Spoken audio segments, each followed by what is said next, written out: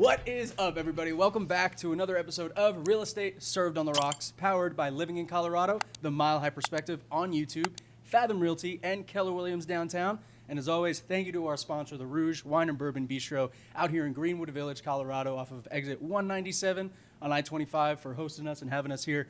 My name is Charlie Sardelli, and as always, I am here with Jameson Amaros, Oscar Ibarra, and we are ready to bring you a information-dense episode. can I say something real quick to my Colorado natives? Yeah. So every time you introduce where the Wine and Bourbon Bistro is, and you're not going to get this, Oscar, you will. It reminds me of the Shane Company off of Arapahoe and I-25.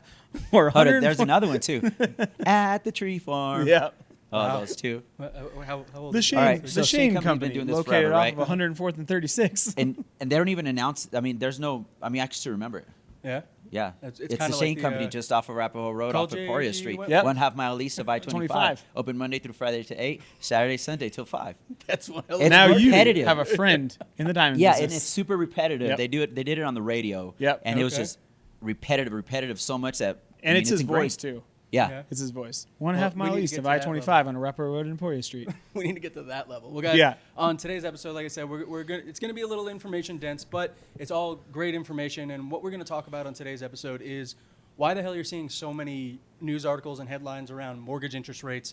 What the hell does it mean? Why does it matter overall to you as a home buyer, home seller?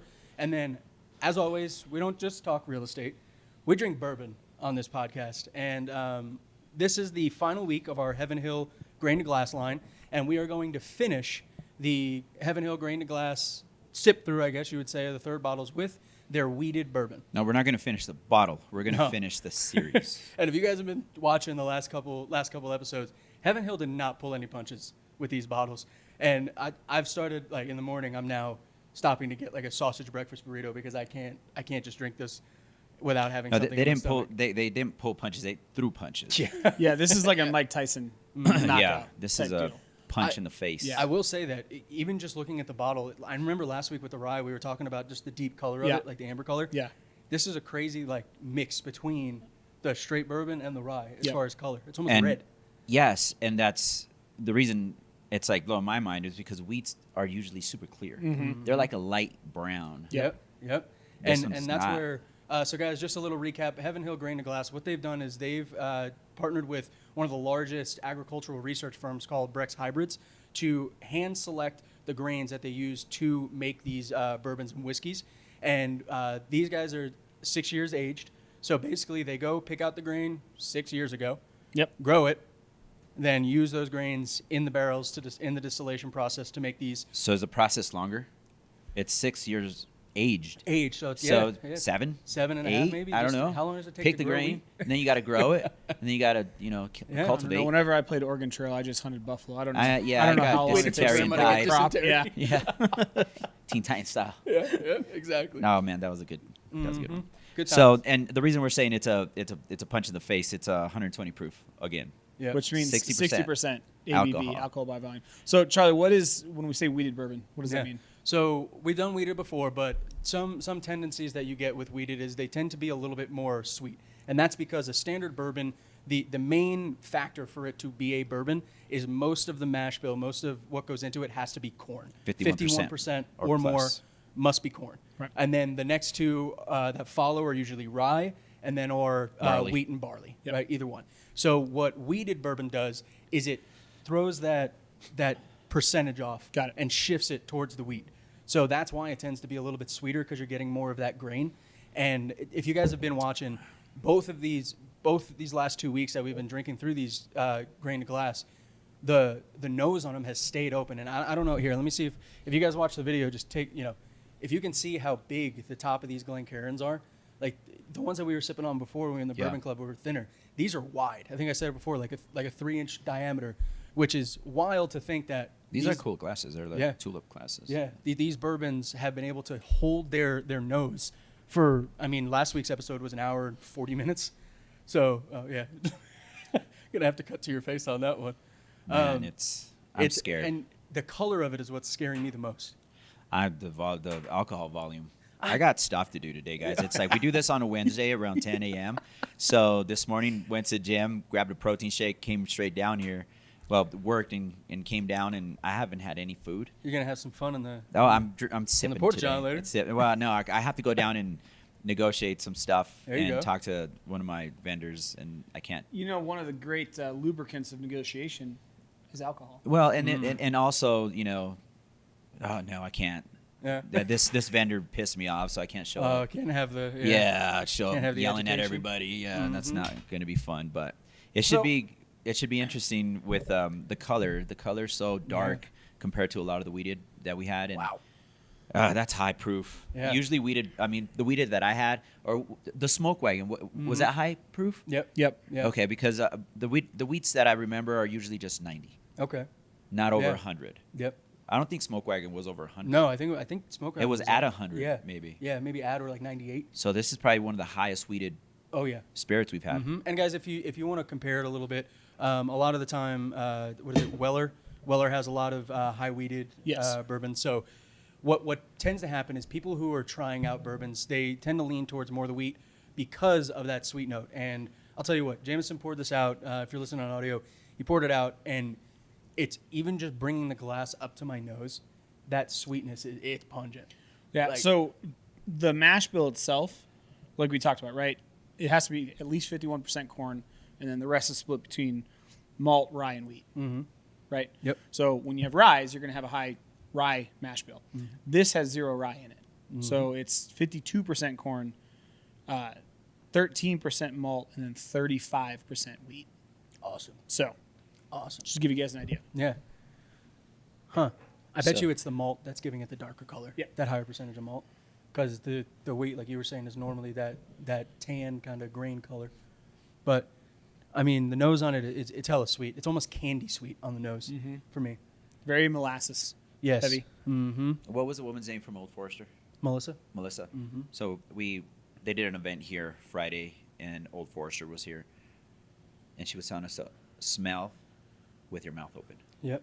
And basically it gets rid of some of that ethanol and pulls more of the flavor down to like the top of your tongue.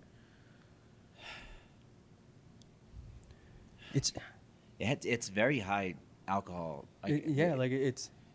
I feel like the other two I could get something on the nose. Yeah, but this here one's it's- kind of hard. It cinches a little Mhm. bit more. It does. I mean, it's I hard. mean, I get the sweet, like the molasses syrup. I get. Yeah. I mean, you get sweet right off the note, right? So, but after Okay. that, that's pretty Yeah. much all I get. There's a little bit of like a floral undertone. Little bit, Maybe like my a, nose like is a just petal, plugged, but like a rose petal. It is. It's heavy on the ethanol though. it's kind of, I get a little bit of, if I get past the alcohol, I get a little bit of root beery, like root beer, Yeah. sweet. Interesting. Almost a little bit of cherry. Huh. But no, I like the molasses because it's more like a syrup, but it's not sweet. See, to No. me, it's not. It's Like It's if you more got pull- it's- maple syrup, but directly from the tree Mhm. it's before pulling adding more any sort of towards like sugar. a ginger ale or a cola. Really? The I can sweet. say that. I could see ginger ale. You know that kind of that kind of no, sweet. no, now that you say it, that, Yeah. that Yeah. almost like a flat Coca-Cola. Yeah. It's like the Yeah. aftertaste. Yeah, Yeah. yeah, like Yeah. yeah. Huh. All right, well, cheers, boys. Let's get these Salud. sips in. Here's Got to to get here's to JC's a glass very- back here. I know. Here's to a very unproductive day. No. It's going to be a It's productive gonna be a day. productive day. Don't jinx me. We're Come gonna on. help the consumers. We're gonna learn them a little bit, help them arm themselves. We're gonna enjoy some bourbon, and then you're gonna. Well, go no, get your this science part of the fix. day is going to be very productive. Oh, this I'm saying part of the after day is going to this. be awesome. It's after that. We might have to go get some food, All but right, here we I mean, go. let's. It's that first sip. Mhm. Once you have it, you don't know where your day is going to go. Okay.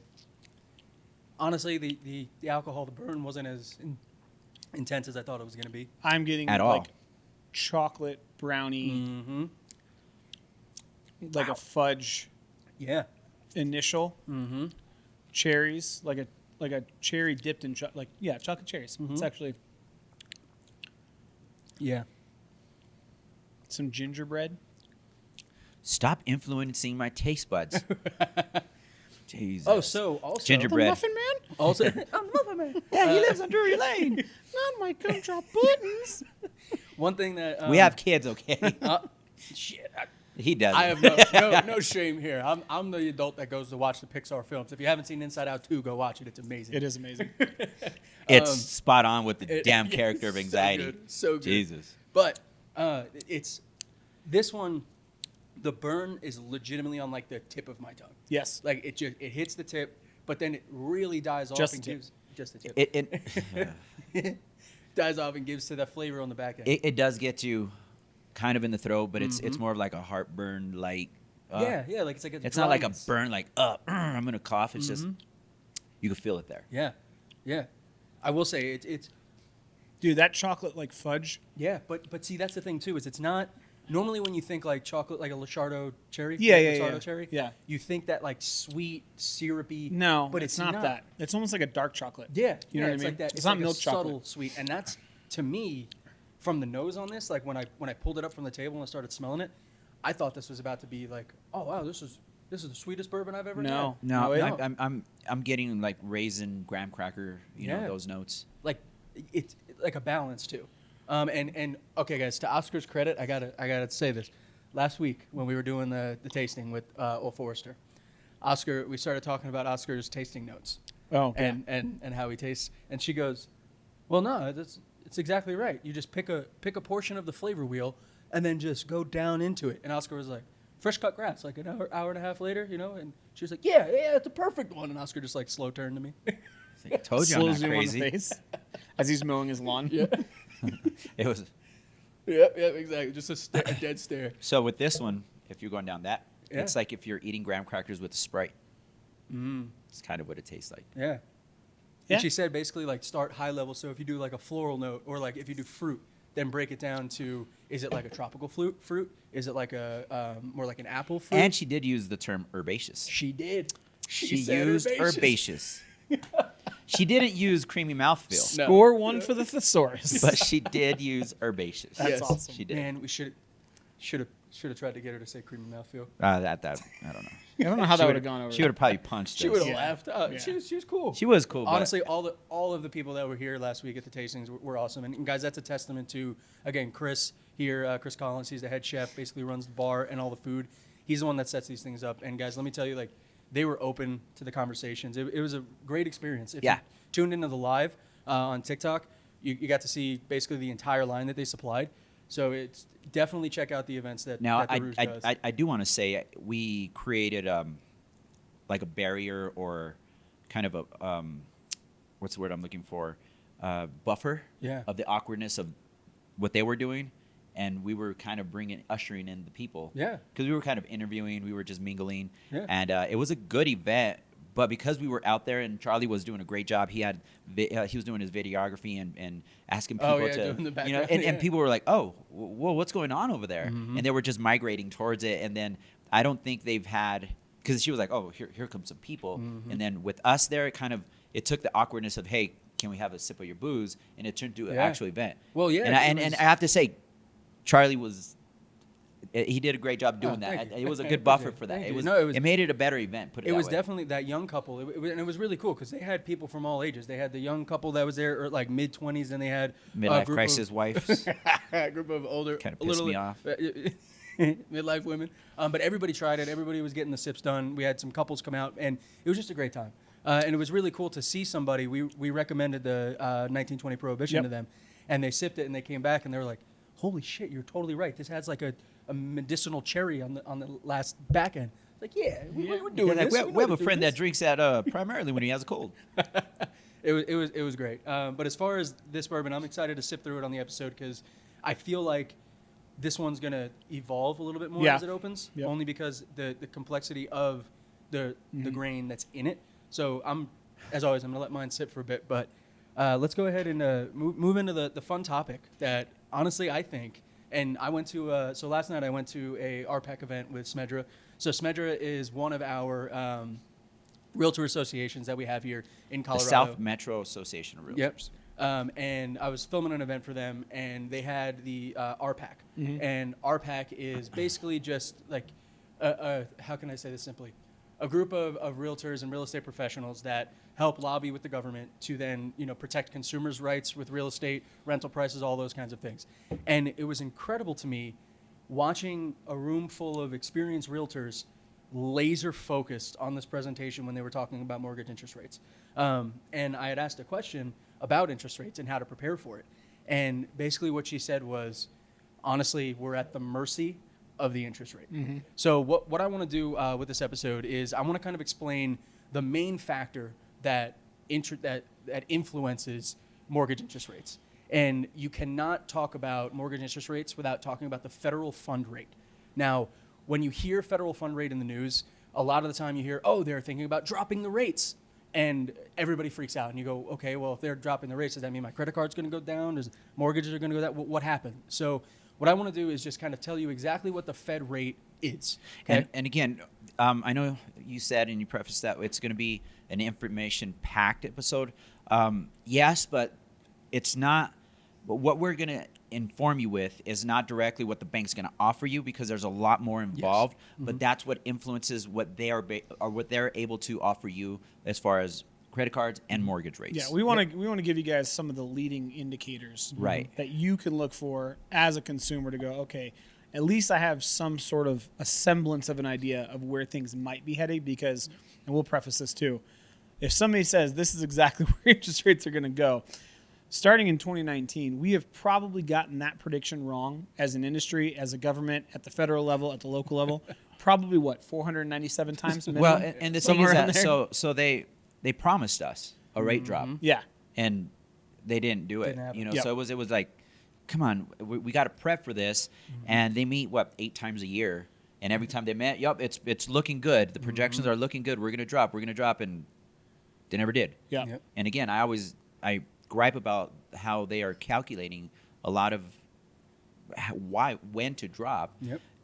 It's just an antiquated formula from the 70s. Yeah. It's not working now because fucking COVID. I keep coming almost back. like all It's a of dark Congress and horse the that Senate. Yeah. it- And it's there's it's a dark horse that they overestimated on the consumer spending. Well, and that screwed everything and up. that's where we'll get into it. Anyway, that's You a know, whole nother but- episode. Exactly. But so basically, what the federal fund rate is, if you think about the federal fund rate as the rate that the government gives their loans to banks. So to put it a little more simply, when a bank wants to take money out and use money from the U.S. government, this is the rate that they set on interest on that loan to the bank. The federal fund rate, or Fed rate, is the interest rate that banks in the U.S. pay each other to borrow or lend money overnight. So if the federal government, also the treasury rate, correct? So if the federal money is Bonds. borrowing bonds, that's also a rate that affects how much they can collect on interest. Yep. So the federal rate, as of this month, was 5.33. Yeah. So you can't go to your bank and say, hey, I want a mortgage at 5.33. No, that's what they're charging each other, because there's a secondary market. When you get a mortgage and you're paying to U.S. Bank or to Chase or whoever, months later or a year later, your loan gets sold. So it gets sold to, I don't know, M&T Bank. So that's the secondary market. Everything stays the same for you, but now U.S. Bank needed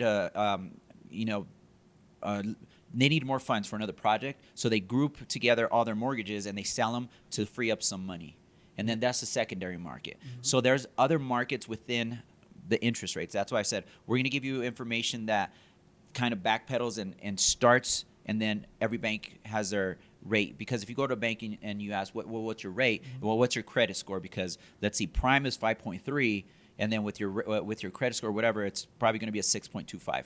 So that's the money. That's the buffer, the money that they're making on you. And if you guys don't remember, Oscar started his real estate career over 20 years ago in lending. So like this is like a basis for his real estate career. And there's something to keep in mind too. If you guys have ever heard the term correlation versus causation, that's an important thing to understand as we're talking about this, because a lot of people assume that the federal fund rate causes mortgage rates to go up or down. It doesn't. There's a correlation, and Oscar has touched on it, because there is a third or a tertiary market called the treasury bonds that are what actually influence mortgage rates. But when the federal fund rate raises or lowers the rates, all that really means is it's either more or less expensive for a bank to borrow and lend money, in which case if the rate is higher, then the banks have to charge a higher interest rate to recoup those funds. As the rate gets lower, now the banks can adjust that. They don't have to take as much money from the consumers because it doesn't cost them as much, which is why when we say causation, the federal fund rate causes variable credit lines, credit cards, car loans, Mortgages.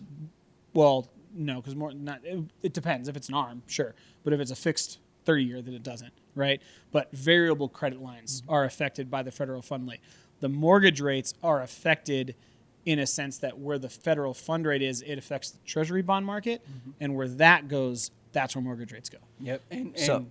So to put it a little bit kind of just go back with that. So the federal fund rate is within the organizations to borrow money, and the treasury is what the U.S. government pays on money it borrows. Right. So that's kind of an easy way to differentiate those. And just to give you guys an idea, what ended up happening, and in all reality, what we're experiencing now is we're still feeling the effects of what happened during the pandemic back in 2020, because it was a historic time that federal fund rates were the lowest in basically U.S. history, where if it was not at zero, it was at like 0.5%. And the whole reason that we have this federal fund rate is because it gives I don't even want to say the government, but it gives the Fed a way to control a little bit supply and demand. Because as we talk about all the time, economics, sales, everything depends on supply and demand. So just as an example, when demand was extremely low during the pandemic, because guess what? You're not going out. Nobody was leaving their houses, right? We're buying groceries. We're not spending money on gas. They lowered that rate down so that more people were incentivized to go out and spend. And that's how they tried to boost the economy during 2020. And we'll get into what else they did with interest rates there here in a little bit. But now what we're seeing is, because of what's happened with the pandemic and inflation going crazy, and we can even talk about the corporate profits, all that kind of stuff. But what they're trying to do now, and what they've been doing over the last 3 years, is adjusting these Fed rates to try and bring inflation down, because the higher the interest rate, the more things cost and the less people are likely to spend. So therefore, the demand goes up, but the supply stays. Yeah, so the whole idea of inflation is there's too much money chasing too few goods. Exactly. So when you make money more expensive, now there's less money chasing those goods. And by goods, like Charlie said, right? Groceries, cars, anything expendable income-wise, TVs, computers, utilities, all that kind of stuff. So they're trying to get people to hold on to their money versus spending the money by making it more expensive to borrow money. And don't let economics scare you. To super simplify economics is your happiness. At what cost? Yes. With your allotted income, how much happiness can you buy? Damn. That's pretty much what economics are. I like that. That was good. And then I there's like it. That was really good. macro and micro. Yeah. Macro's government, trades, and stuff. Yep.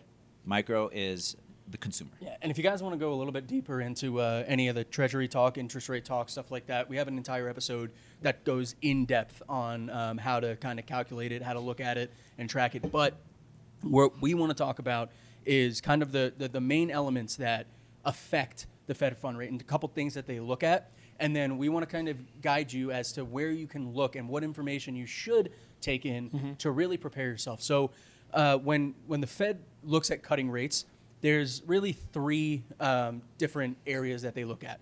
It's unemployment. They look at the overall like cost of goods, overall prices.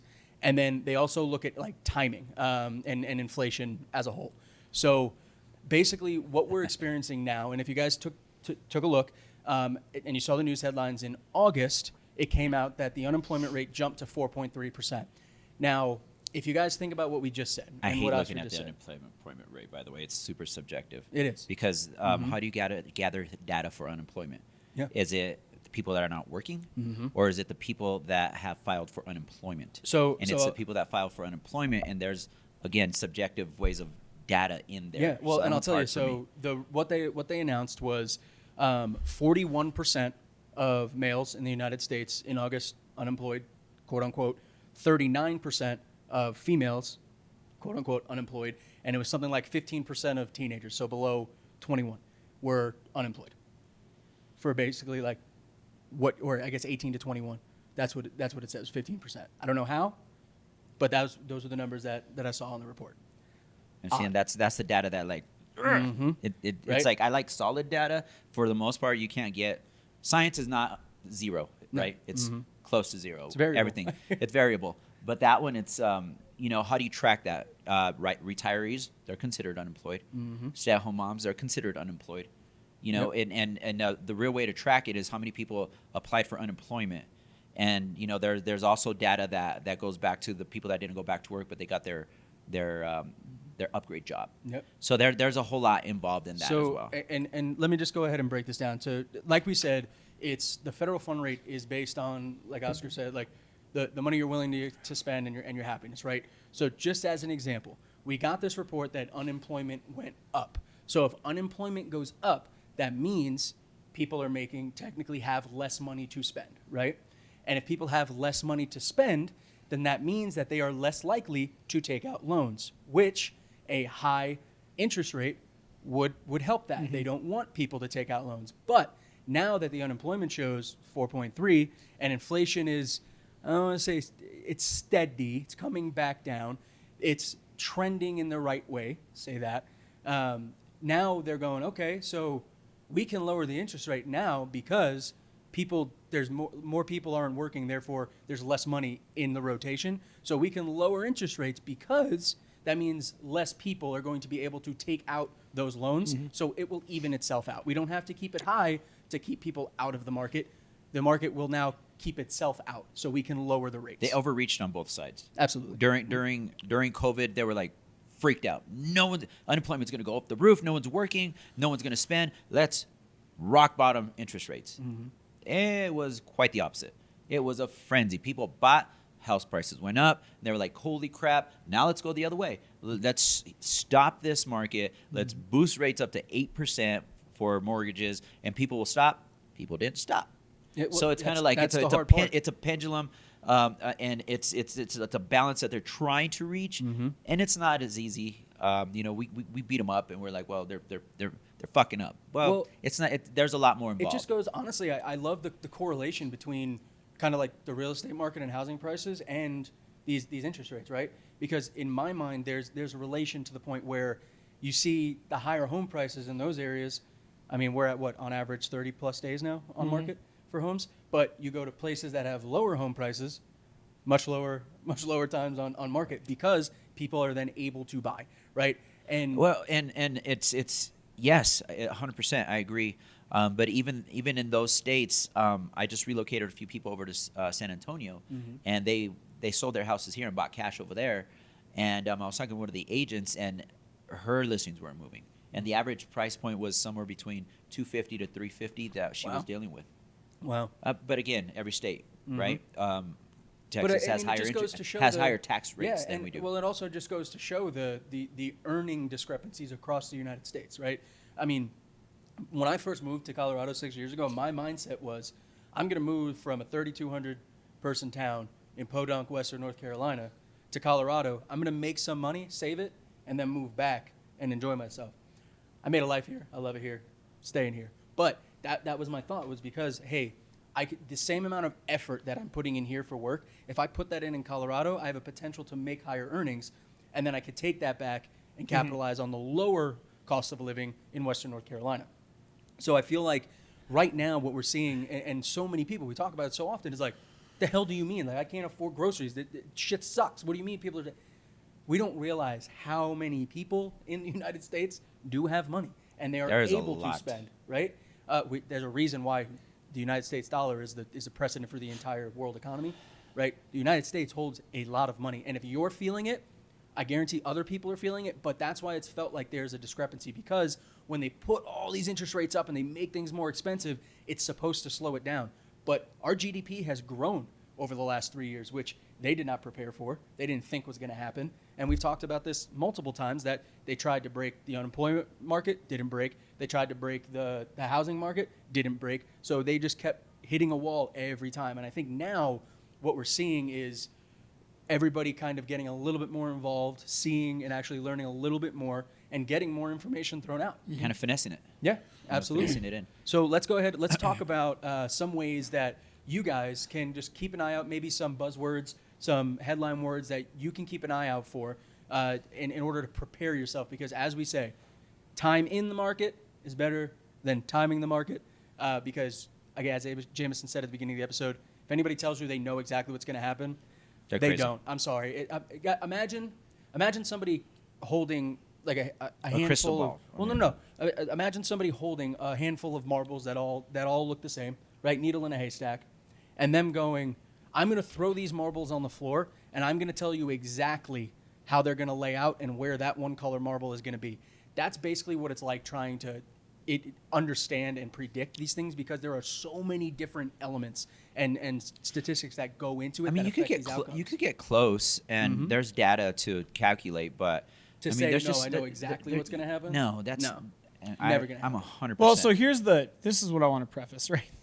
And this is why it's important. I know we're throwing a lot of information at you guys. And it is important to boil it down and say, okay, that's all fine and great, but I don't trade in yield bonds and I don't trade in foreign currency markets and whatever.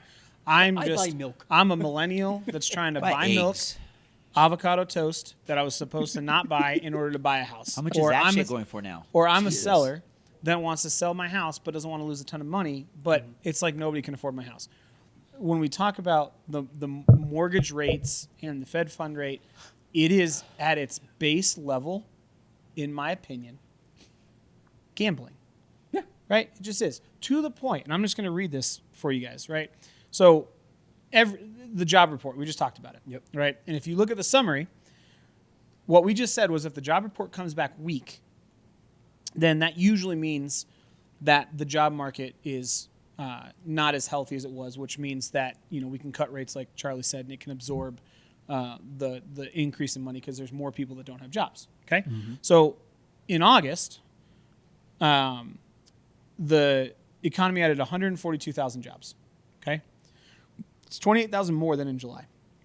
So to me, if I'm adding more jobs month over month, that means the job market is actually strengthening, right? So if the job market is strengthening, that's a sign of economic strength, not weakness, which means the Fed wouldn't want to cut rates, okay?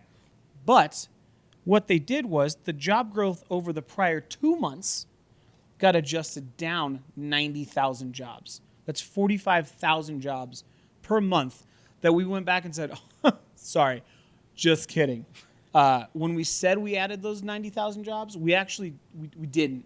So now the Fed looks at the rolling 3 months and goes, oh, actually, if we only added 28,000 but we took away 90, now we're actually 70,000 under over the last quarter. So this is what drives me nuts because then at the very bottom, then it says, and this is a quote, this leaves the Fed in a position of comfort for a rate cut at the Federal Open Market Committee, which is when they announce rate cuts, later this month. Immediately after the print of the August job market report, markets slightly increased the odds of a 50 basis point move. Let me say that last part again. Increased the odds of a 50 basis point move.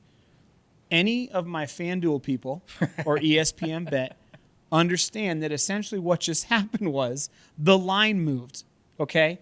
We are talking about livelihoods, and they are talking about the line moving on whether that basis point cut is going to happen because that is how people in the market make money is by trying to predict what's going to happen next. Very similar to me trying to predict if Bijan Robinson is going to score 2 touchdowns at plus 275 odds this weekend, right? So instead of focusing on that, you focus on the indicators, right? If I'm going to bet on, I like that analogy. if I'm going to bet on like Bijan Robinson to score 2 touchdowns, I'm going to look at his injury report. Did he practice Monday and Tuesday? Is he questionable? Have they changed the offensive line? Is there injuries on the offensive line? And you look at all the other extenuating factors before you make that decision. It's gambling. And what we want to do is just sports betting. It's give you guys just some key Because when you indicators say gambling, to go, hey, you know what? I'm like craps or blackjack, but sports betting is a great analogy. It's Yeah. exactly right. That's what it is. So Yep. that's why I want to just clarify because it is, I mean, that is why it is so hard to predict, right? And Anybody that had Christian McCaffrey last week, dude scored what, 27 touchdowns last year? I was just going to bring that Number up. 1 overall pick. Guess what? Ooh, Achilles tendonitis. Sorry, he might be out for a month. And read your bets because I was scrolling through last minute and I was like, oh, this one's good. Oh, it's paying out a bunch. I thought it read if the 49ers scored in every quarter, it was going to be that payout. But it was actually both teams to score every quarter, and it didn't. Well, go and that you way. look at it, right? Because we talk about how convoluted trying to time the market is, which is why we don't tell you guys to do it. We tell you guys to jump in or out depending on your personal situation. Our job is to give you the information necessary, right? You could have, I'm going to go back to the sports betting thing. If you're new to fantasy football, you could have the number one receiver in the NFL, right? Justin Jefferson, let's say. And all of a sudden, he's down to his third string quarterback. Is his performance going to be the same with a third string quarterback Probably not. versus somebody like a Kirk Cousins? Absolutely not. But you have to take that factor into consideration whether or not you're benching him. If you're looking at interest rates, yeah, I get it. The Fed fund rate's one thing, but there's other shit. There's inflation. There's job rate. There's the treasury yield. There's global conflict. There's a lot of different things. So how do we Presidential narrow it down debates. for people? Yeah. All right. So, we want to just kind of talk about, like I said, as you're seeing these headlines come out, what to look for, right? And really, the biggest thing when it comes to mortgage rates can change. What you want to look for is September 18th, I believe, is the date that the Fed is going to come out and make an announcement around federal fund rates. That is the number one thing that you want to look at. I don't care if ABC says mortgage rates are coming down. I don't say if Forbes says mortgage rates are going to drop. What you want to do is look and pay attention to anything that has the headline of, this is the report from the federal fund rate. This is the information that they came out.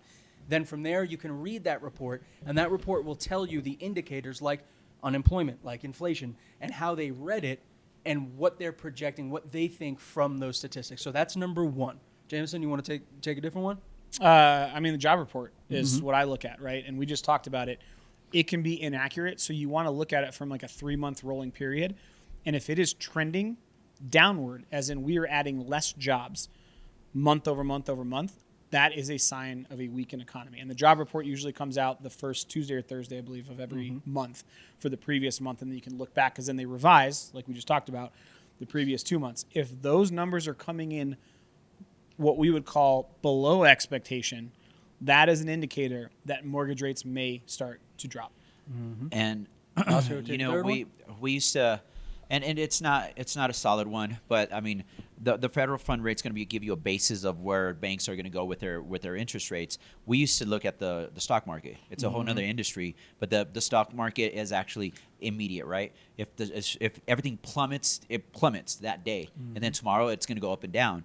Usually, when stocks and the stock market's suffering and down, interest rates would go down because what's happening? people aren't Job spending. report, Right. the job report, people aren't spending. So looking at the stock market, it's not 100%, but it's an indicator as well. Yeah, and what Oscar's talking about with the stock market is, just to give you guys an idea, stock market too is exactly the same. It's so crazy how so much of our monetary dealings here are gambling or just taking a chance.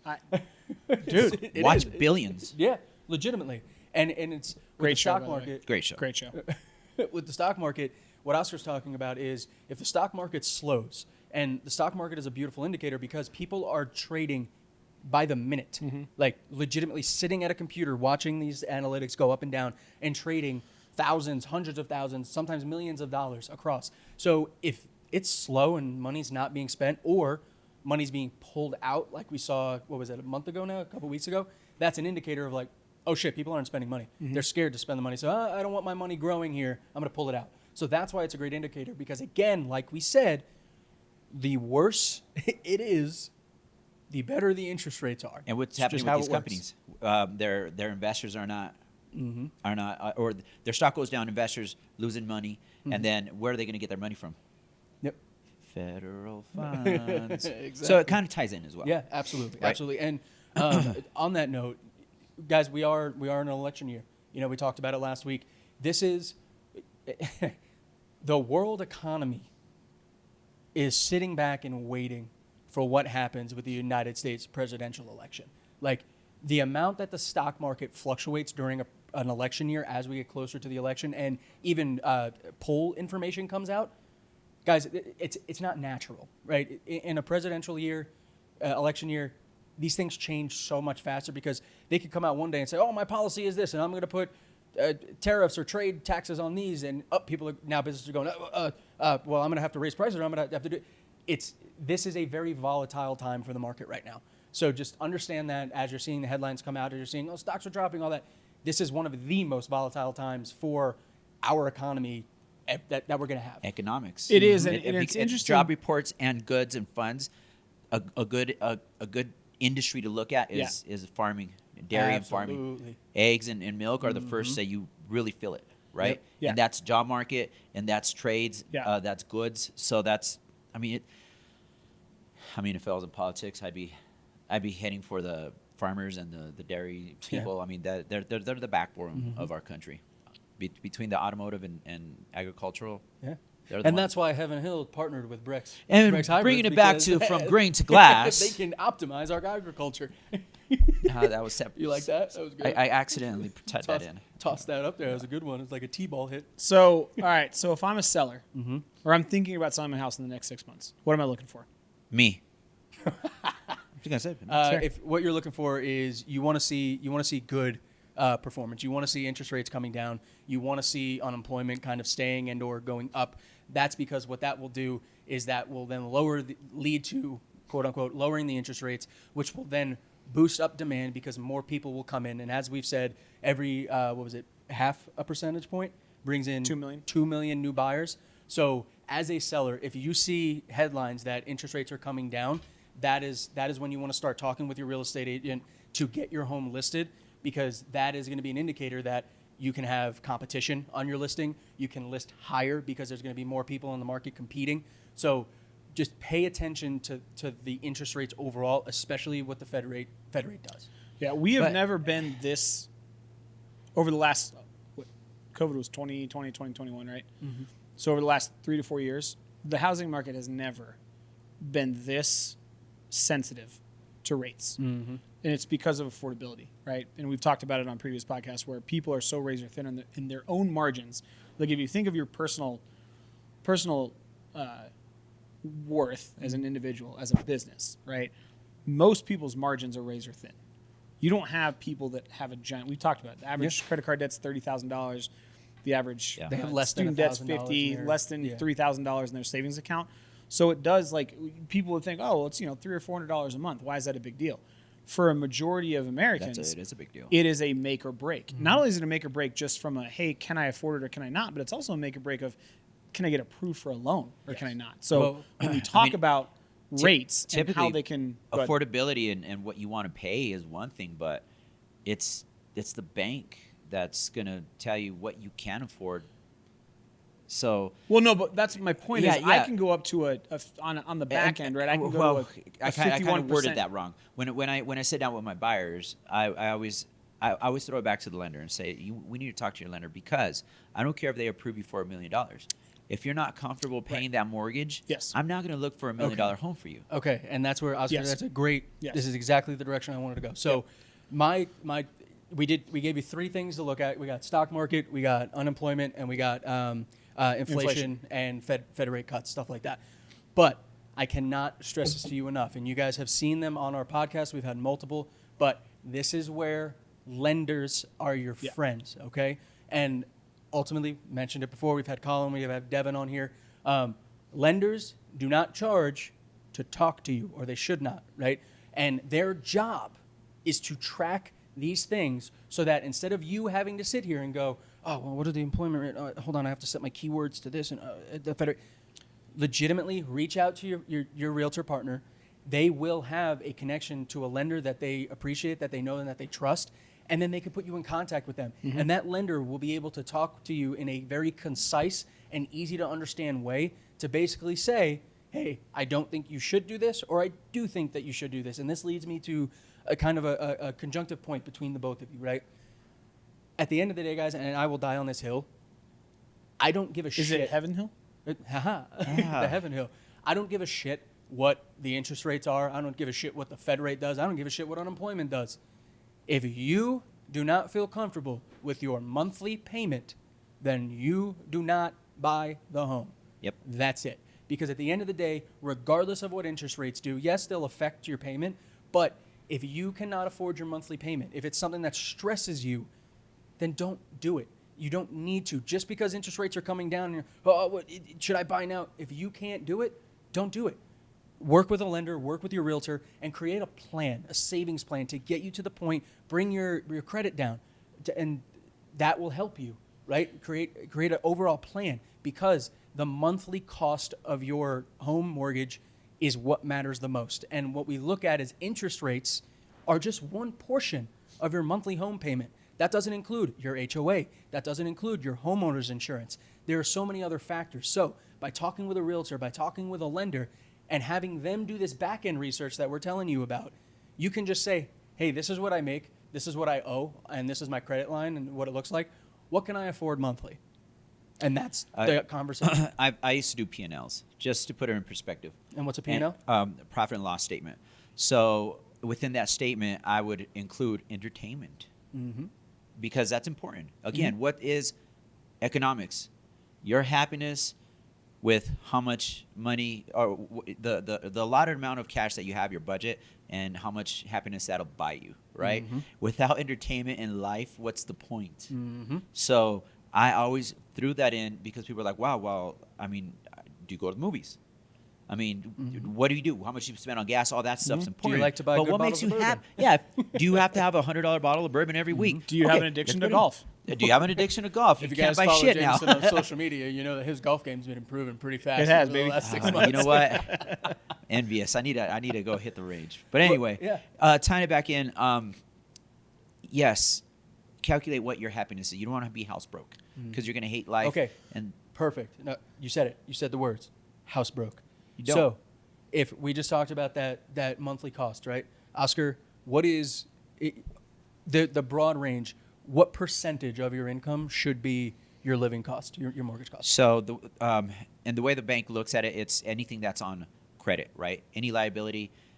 So there's two. There's a front end and the back end. The front end, and it's called DTI, debt to income ratio. Your front end is what's going to be your mortgage amount, and typically with FHA, you'd want to be. They kind of wrangle you around 32%. So 32% of your paycheck cannot exceed that for your mortgage payment. And then there's a back-end ratio that is the cumulative of your mortgage and your liabilities on credit. At the most stretched, I've seen it go above 50, but it should not be more than 50% of your income, because the rest, you have life, you have your entertainment and everything else, gas and everything that's not on credit. So to be safe, anywhere from 45 to 50 is the top end on the back end ratio. That's all your liabilities and your mortgage payment. And then the front end, just your mortgage payment, they want to wrangle you around 30, no higher than that. Yep. So 30% of your annual income. So in a year, 30% of what you make, either single or combined with your spouse, your mortgage should not exceed 30% of that. So what that means is, as we're talking about that monthly payment, when you talk to a lender and you say, hey, here's all of my information, what with the current interest rates, what would I be paying a month? If it comes out and you do the calculation and you're at 40 to 45% of your yearly income is going towards that mortgage payment, back away. Talk to them about what you can do to bring it down. You may not have any liabilities, and you're okay with that, because at the same time, to play devil's advocate, do those calculations with your rent. Yeah. Absolutely. And if you're like at 50% just with your rent, you might want to consider maybe investing in some real estate. Yep. Because it might be a little bit cheaper and it's yours. So here's the other thing that I want to kind of talk about a little bit, because we are coming in on the hour. So, as we talk about interest rates, the one thing that really gets me is I don't think that people understand that interest rates that we see for homes, very rarely do you see like a full number drop. So very rarely do you see go from 7% down to 6%, 6% down to 5%. What we see is like 0.5, 0.05, 0.10% max sometimes, right? So just as an example, I just kind of want to break this down for you guys.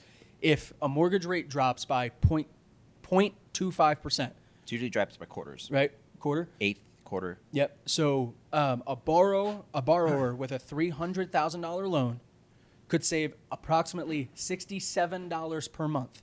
So just as an example, that means that if we went from $675 to $650 monthly, you may look at anywhere between $50 to $80 to $100 a month that you're spending. That's the fluctuation. So that's why I say it's so important to focus on your monthly, that what you can afford monthly, because as these interest rates come down, as we see it go from the 7.38% that it was down to now, I think the average we're sitting at is 6.53 is what I saw last. Somewhere in there, yeah. Something like that. 6.5.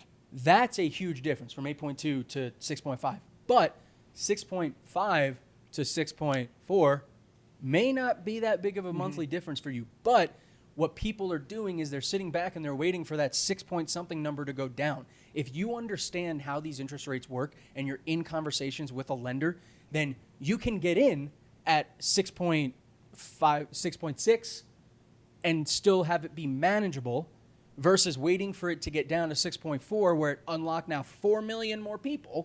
Now you're going to buy higher. And now you're going to spend more on the other side, right? And that's the most important element when it comes to, and the reason that, honestly, we wanted to talk about interest rates because what we've been saying for the last 2 years that we've been doing this podcast is, hey, man, we got a lot of people sitting on the sidelines with a lot of money in their pockets that are renting. I think the number was, what was it, a couple months ago, was 32% of millennials are renting, making above $120,000 a year. And I think false information is a big factor with that, too, because with touching on what Charlie said, shop your lenders because you have that low prime rate from the feds, and then each bank tax their own, right? So you might have the bank that has a 6.575, and you have a credit union that has a 6% flat on the same FHA loan. So know your realtor and shop your lender.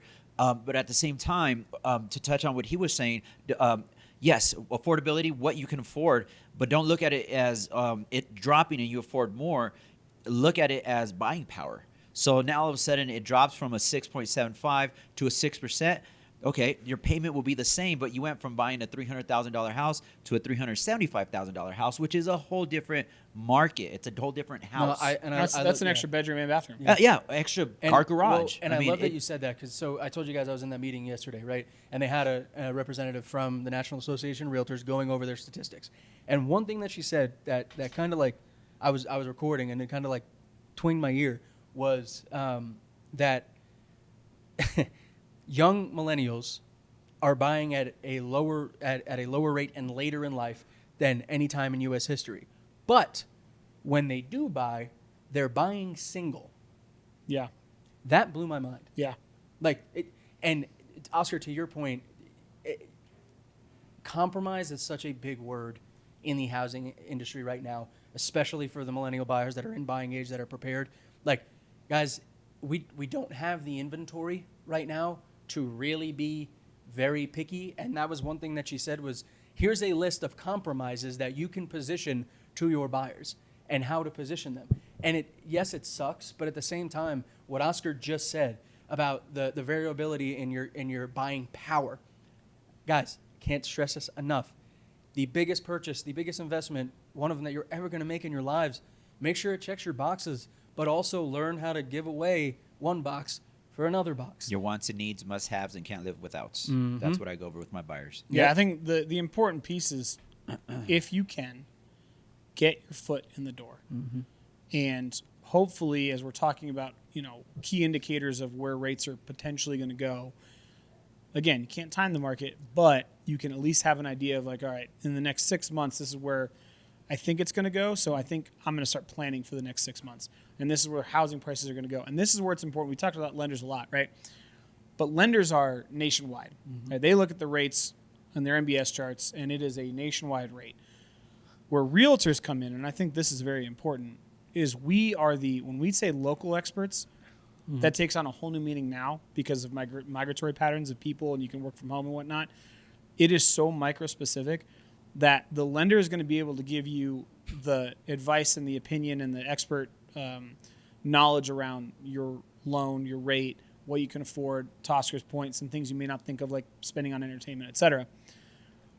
The realtor partnership is, all right, that's fine, but here's where I want to move. What do you think the housing prices are going to do in this specific area? Well, right? just as an example, you guys mentioned it last week with Castle Rock. Castle Rock is what? 30 square miles? Yeah. Something roughly. like that? Yep. In Castle Rock, how many different home price variabilities are you seeing right now? There's probably 15 different markets just in Castle Rock. Yeah, exactly. Minimum. Exactly. So I think that's the important piece too, is when we're talking about these indicators, when we're talking to your realtor and your lender, the lender's going to give you hey, here's where your affordability is, and here's where I think inflation's going to go, et cetera, et cetera. Us as realtors are going to be the ones going, hey, so, your target area is here. However, in my expert opinion, and based on the factors that we look at every day, this neighborhood that's in the same school district, but it's 3 miles away, might be a better place to target because you can get more house for the same amount of money. Oh yeah, You and know, by you know the what's way, a good city for that?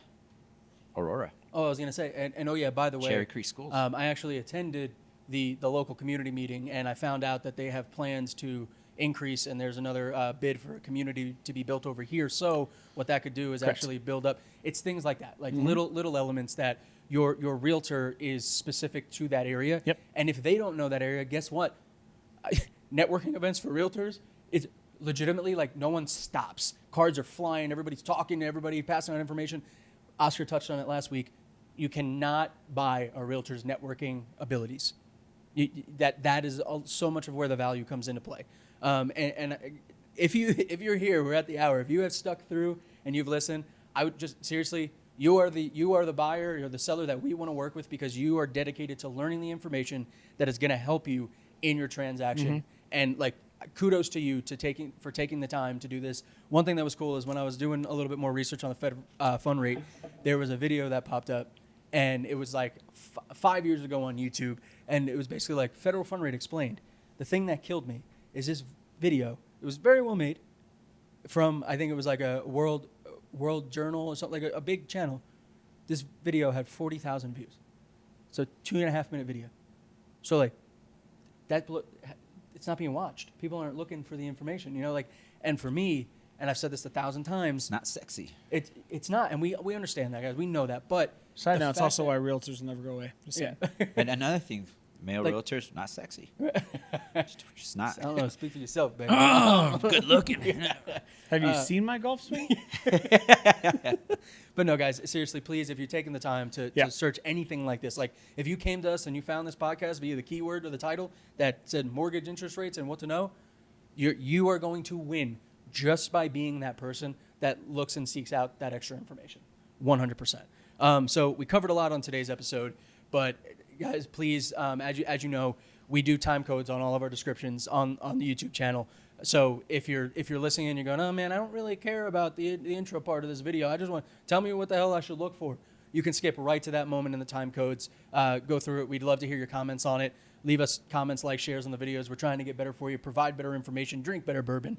And on Sheesh, that better note, bourbon. I mean, so far we're 3 for 3. that's what I mean, I'm saying. that's- that's what I mean. Just throwing it out Damn there. good bourbon. Hey, all I'm saying is I know we were gone for a couple months, but We came back with a I mean, vengeance. we did one episode that we had We trash are bourbon. we are like the And scene that was on in the purpose. Avengers Endgame where we just came Came back through the through the portal. fucking portal, On your and all of left. a sudden everybody starts clapping, and we're just like, yeah. we're back, baby. No, it's been great. And so we are at, like I said earlier, we're going to move into the bourbon review for today's episode. And on the last 3 weeks since We're we not started. doing the One Rock takeaway. Oh, you're right. I'm just so excited. damn. Just wants to get out of here. No, I'm Unbelievable. excited to review the bourbon. Got a hot One date. Rock takeaway, baby. yeah, So what do we? all right. What explain the One Rock takeaway? So what is it? I apologize, listeners. The One Rock This takeaway fucking is guy. what we try to do is give you kind of a one little tidbit, one last thought from each one of us on the topic of the episode. And we try to do that in a concise manner, but we are an hour into drinking and reviewing bourbon. So sometimes it goes a little long, but who wants to take it first? One Rock takeaway. I'll take it. Okay. I mean, don't make this confusing for yourself. Get local experts that know what they're talking about. I mean, do a little bit of background check on them.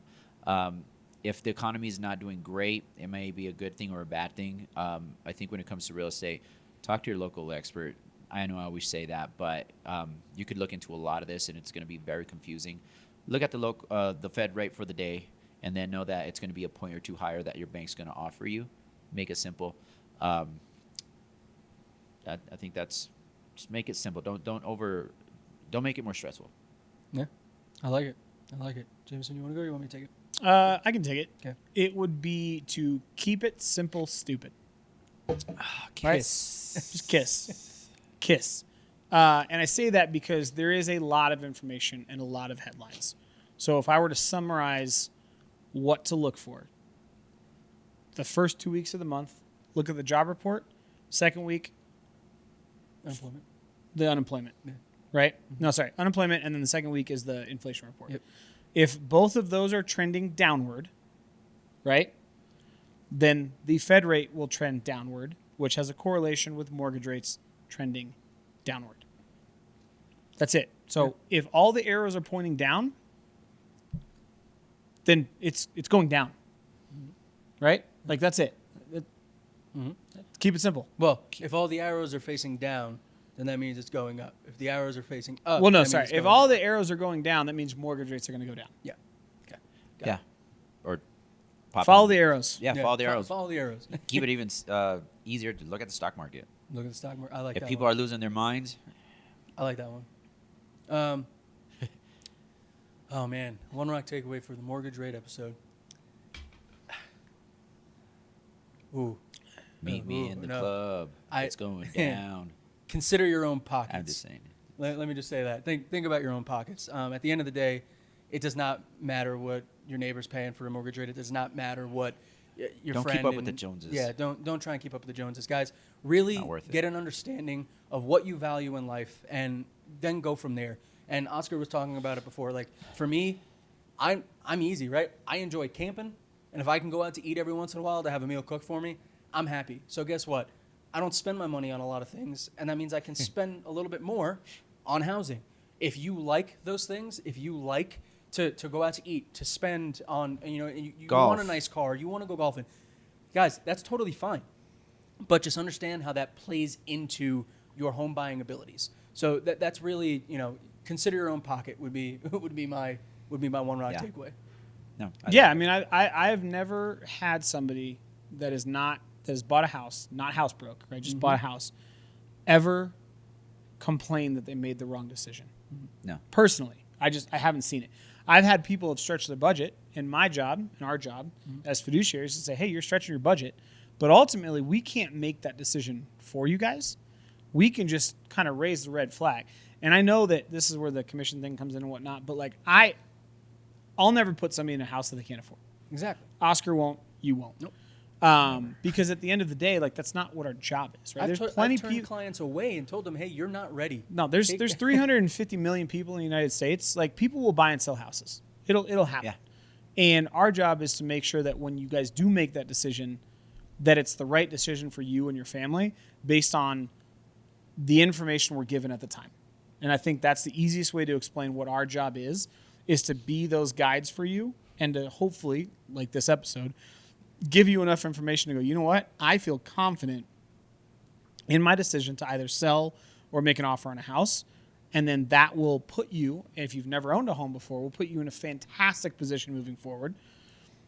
And if it's not for you and it's not the right time, don't do it. And we'll tell you, don't do it. Mm-hmm. And if you do have a realtor that's saying, oh, no, don't worry, you can handle it, and pressuring you in that way, Red flag. yep, yeah, throw it up, get out of there, talk to somebody else, because they should not ever put you in a situation where It's not our decision. There's a yours. possibility that you can be housebroken. I've stopped the closing on the other side of at that coin. Yeah. I talked to my seller and I told him this woman's not understanding what she's signing, and she's asked a few times what her payment's going to be, and that agent kept on saying just sign. Obviously, English wasn't her primary language, and I was understanding everything. And I stopped the closing. I talked to my seller, came back, talked to the title rep, and I said I want an interpreter so she could understand everything that she's signing. That other realtor turned yellow, looked at me, turned pissed, and my seller said, I'm not selling. Nice, as it should be, Ethics, baby. All right, so let's go ahead and move into the bourbon review for today's episode.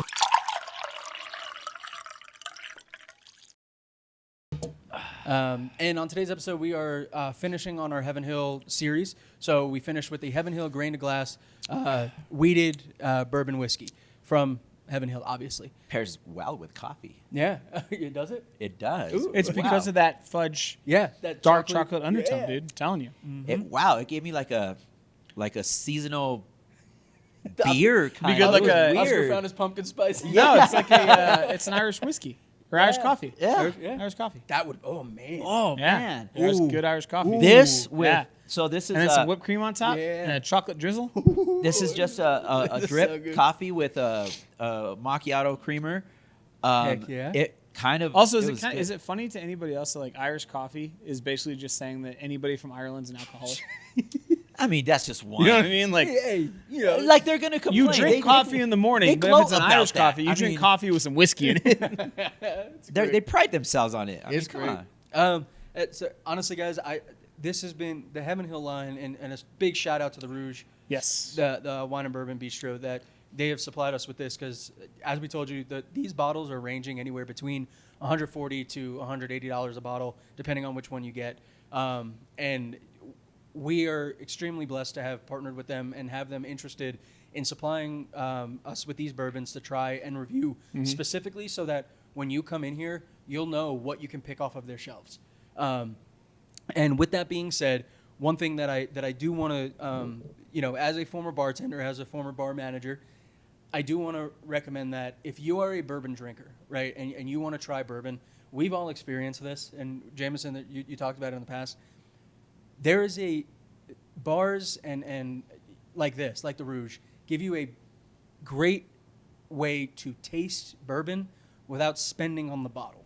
And the reason I bring that up is because the Rouge, they're still building their rack of bourbon. You could see it in the shot. It's insane how big it is. Right, and they're doing so good. Yep. They're and it's still growing. And Chris is, I mean, shit. We got to try Beyonce's bourbon last week, specifically because Chris just wanted to try it, because he wanted to see if it was worth adding to the wall. So they constantly have things coming in. But with that being said, instead of dropping $180 on the bottle, you can come into the Rouge and you can get a neat pour of any three of these: the Heaven Hill Grain to Glass Straight Bourbon Whiskey, the Rye, or the Wheated, for $30 across the board. And that is a neat pour. So you can sit here, you can get a pour for $30, sip through it. Chris and the bartenders here are very knowledgeable on their bourbons, their wines and everything. So they can even walk you through and say, hey, this is how you should try it. Maybe try it with this food, this appetizers, or whatever it may be. And it's just a great way to try and grow your palate, because I'll tell you what, I'd much rather spend $30 and sip it and be able to say, this isn't for me, than get $180 and be like, who am I going to give this to? Yep. And Right? I mean, $30 for a drink, you're like, ish. But it's a specialty bottle. It's not like your run-of-the-mill Jack Daniel's pour. And you get it's a good information for the Well, and it's bartender. not only that, it's the... I mean, it's- hell, Blanton's is 17 a pour. Yeah, and it's Yeah. just it's for me here. It's especially at the Rouge. It's the vibe, right? Yeah. Like if I want to try a high level bourbon, I want to sit in an area where people know what they're talking about, where I can ask Exactly. questions and I can enjoy the atmosphere. Reach while out to I'm us. here. I don't live far from here. I'll Come have a pour with you. One of my biggest pet peeves when I go to a bar and I order an old fashioned is if they make it with just a shit ton of ice. Yeah. Right? Crushed ice. Yeah. You know what I mean? Yeah. Like, that if you go somewhere and it's crushed, that if I order one and it's crushed ice, I'm like, yeah, Yeah. this I isn't for me. ordered You know what I'm one saying? at one of the And- higher end places here Yeah. in town, and I won't mention them. Not only a shit ton of ice, a red cherry, and it had a whole lemon wedge in there. Just dumped. Just dumped in Right. there, and I was Yeah. like, Yeah, this is an elevated experience, right? And our whole mantra, if you look at the Mile High Perspective on YouTube, is real estate simplified, right? We want to make bourbon simplified as well. So we're trying to give you guys all the information we can, and we have partnered with the Rouge, where you can come in and talk to Chris or the bartenders, and they Their will old walk fashions you are good, through. too. They will walk you through everything, and you are going to walk out of here feeling like you are essentially the bourbon version of a sommelier. I love Realistically, it. I love it. You know what I mean? Well, no, and that was the cool part too, is just being able to talk to those younger folks about the different bourbons and their tastes and stuff like that. Like, guys, there's such a community around it. Like, you can gain friends that specifically just like to drink bourbon. oh, the wife was like, I hate bourbon. Yeah, I was yeah. like, it's harsh, it's in your face. Well, try it like this. And then she went for a second pour. Yep, she got it. Yeah, the second one. Yeah, that was pretty cool. That was cool to watch. So getting back to the review for the Heaven Hill Grain to Glass Weeded, I will say, I want to just come straight out. This was not what I expected. No. No. And what I mean by that was, in no way was it bad.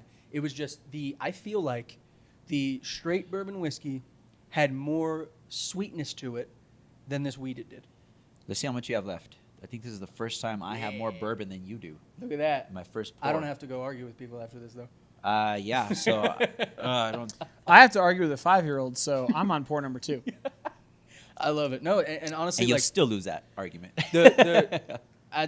Oscar, since you're this is what's the nose on it for you right now? Did it stay the same? This, yeah, Right? 100%. The nose stayed the same, but the bourbon opened up. It did, and that's the incredible It's part. weird. Even with I'm sitting here swishing it vigorously, and it's not the whole episode. I've been doing The burn went away. Yeah. The nose did not, but the burn did. Yes. I'll say this. I agree with you. I think the straight bourbon was sweeter. However, the flavor notes are very different. Absolutely. Right? Yeah. Yes. Absolutely. Because I got more like kind of cake, floral, that type of deal from the straight bourbon. Yep. Here, I'm still that fudge, dark chocolate, gingerbread. And it's even heavier. You know what I mean? It Like is. I think they both complemented the heat because I think every single one of these bottles is 120. Oh yeah. If not Right? a little more, like 120 to 125. 125, Yeah. right? So the heat, and that's what I think is interesting about this line, is the ethanol and the high alcohol content, I think, complements each one differently. Mm-hmm. And we rated last week's very high. Yeah. That rye was fantastic, right? They all err on the side of sweetness, but I think you almost have to because of the 120 proof. Absolutely. Like, otherwise, it's just drinking fire, Yeah. right? And I think the bourbon, the straight bourbon, complemented it with being on the sweeter, like, I don't want to say dessert side, but like the It was more caramel.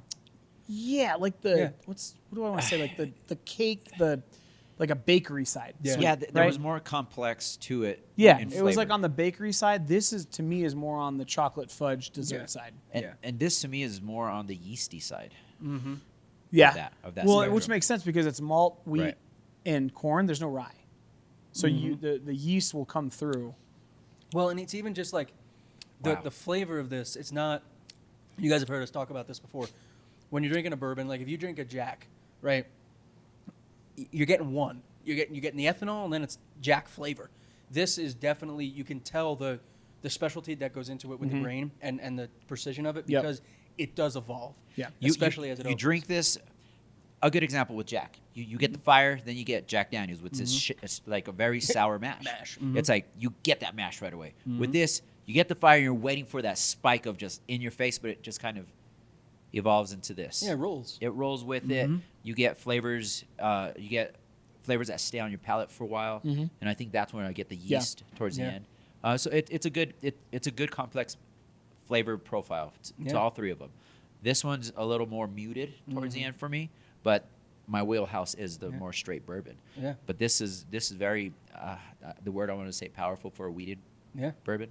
All right, so we're going to go ahead and give you guys our rock rating. If this is your first time tuning in, our rock rating is on a scale of 1 to 10, and the reason we do that is because 1 is better, 10 is worse, and that's because the more rocks, the more water you put in a bourbon, usually, the worse it is. So the closer to 1, the better the bourbon. If you guys have been following along, the straight bourbon whiskey, we rated it at a 2.5. The rye was rated a 2.0 to 2.2, and so this week, let's see if we can keep that average. What are you thinking? Where are you guys at? I'm at a 3 with this. A 3? It's Okay. good. It's Yeah. good. I like my wheated bourbons to be just solid, rounded. This one is, and it's higher proof. So it's not my wheelhouse, but it's good. Okay. I think I'm right there with you for the wheated. And honestly, like I said, I expected my palate's sweeter. I Yeah. expected this one to be the top dog out of all three.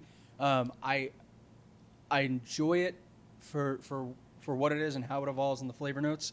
But I think in comparison, it leans a little too heavy into a dessert bourbon for me, especially if you're drinking it neat. So I think I'm going to sit right there at about a 2.8 on this one. Yeah, I'm gonna go with 3. I'll be honest. I wish the malt content wasn't as high because I think that lends into that kind of dessert bourbon, unless that's what they're going for. But when I drink bourbon, and this is me, right? Like if I'm drinking bourbon, it's not as a dessert drink. Right. Now, granted, this is a very heavy hitting dessert drink. Jameson's right? like, it's not a dessert, it's breakfast, Yeah. lunch, and dinner, baby. Yeah, I mean, I like it a lot. Yeah. It's right? good. I really, really do. It's a good drink. And I think if you put this on a single cube, I think it opens up even more. But I do feel like it's a little bit too heavy, if that makes sense. Yeah. Like it just tastes heavier than the previous for two. a wheated too. For a wheated, Yeah. it tastes heavier. So I wish they would have I wish the mash bill was a little bit heavier on the wheat side versus the malt. Yeah. I think So- But 3, I mean, it's a solid 3. Yeah. Even at the price Yeah. point, like if I were to buy this bottle at $175, I'd still rate it a 3. Like I still put it up there against any of the bottles that we've tasted. It's a little too heavy. I wouldn't make an old fashioned with this. No. I'd make I'd make a Manhattan. I would do a Manhattan with chocolate bitters. I would do an Irish coffee. Oh, absolutely. After I'm about to if you dump this guys- in my please, if you're listening to the my audio, tumbler here. If you're listening to the audio, please go back and look at the video because I need you to see Oscar's reaction after he took a sip. Yeah. of the coffee. He literally like stopped in his Yeah. tracks. It was good. That was But awesome. it's very good. It's a good It's just very different than most wheated bourbons we've had. Yeah. So Absolutely. Yep. But overall, Heaven Hill, Grain of Glass, we Great line. talk about Great we line. talk about shticks all the time. This is a new line for them for Heaven Hill, but I think it. I don't You think it's a can see- shtick. No, I I think you can. No, it's good because I'm not a huge fan of their Yes. run of the mill stuff. It's okay, and respect to them because they've been around for a long time. They're not my favorite. Yeah. This line, this is the line. It was good. Yeah. If I'm buying Heaven Hill, this is the line I'd buy. Absolutely. It's really good. This is absolutely, Really absolutely. good. So we got 2 3s and a 2.8. It makes sense because, like I said, I'm a little bit on the sweeter side of my palate. But See, I'm not. yeah, you like. I'm the- already so sweet. I love it. Well, guys, as always, definitely check out the Rouge winebistro.com. They have events coming up. September 18th, they actually have a really cool gin event coming up where it's basically they're going to turn this place into like a 20s kind of hangout area. You can have Dress to impress. Dress Dress to impress. Gin cocktails. You have some complimentary appetizers that are going to be paired specifically with their cocktails. And again, guys, Are you guys going? I'll try to make it. It's, I know mean, what? it's a Wednesday, so it's It's after fun. this. I mean, I came to both events, Friday Yeah. and Oh, Saturday. you I was went here to the with. brunch? I came with my wife for the brunch. Ooh. We need more people here because that Okay. was fun. Yeah. That was fun. It was all on that side. They did a great show. It was cool. It was really cool. But I would love to see this place packed for something like Like that. bumping. It would throw the vibe out the window. It That's was awesome. cool though. It was great. That's awesome. I liked it. But yeah, September 18th around 6 p.m. Check out the Rouge. Really cool high-end event that you're going to get crafted cocktails, mixology cocktails that are meant to complement whatever they have here as far as appetizers, finger foods, stuff like that. So definitely check them out. As always, you can get in contact with us at any time, RESOTR at the Mile High Perspective, or you can give us a call at 720-584-3361. and we'll be able to answer your text, phone call, whatever it may be. We're more than happy to answer questions about bourbon, real estate, interest rates, whatever you guys want to talk about. But on that note, make sure you drop a like, you subscribe to the channel, leave us a comment. What kind of bourbons do you want us to try? And what topics do you want us to talk about real estate? How can we help you? Do you want us to go live to answer some questions for you? So let's go ahead and kind of plan out the next couple weeks for them. If you guys remember when we started 3 weeks ago trying the original straight bourbon, I told you that Chris has actually reached out to specific distilleries and companies in order to get the Rouge specific barrel, single barrel select. If you watched the live or came to the event last week with Old Forester, they actually have their own barrel proof pick from Old Forester. was So good, too. in the next couple weeks, what I want to do is we're going to drink through and review, give you guys in-depth analysis of the Rouge Wine and Bourbon Bistro's bourbons that they have specifically chosen to be their home barrels for a couple different. So I think next week we're going to do the Old Forester barrel pick for Pinistry and the Rouge. So definitely let us know what you're thinking because we're not going to hold back. We already told Chris that if we're going to review, we're going to review. You're going to get an honest one like we've been doing the entire time. So we look forward to doing that for you. Thank you guys for tuning in for another episode. We'll catch you later. Cheers, boys. Doses. Later.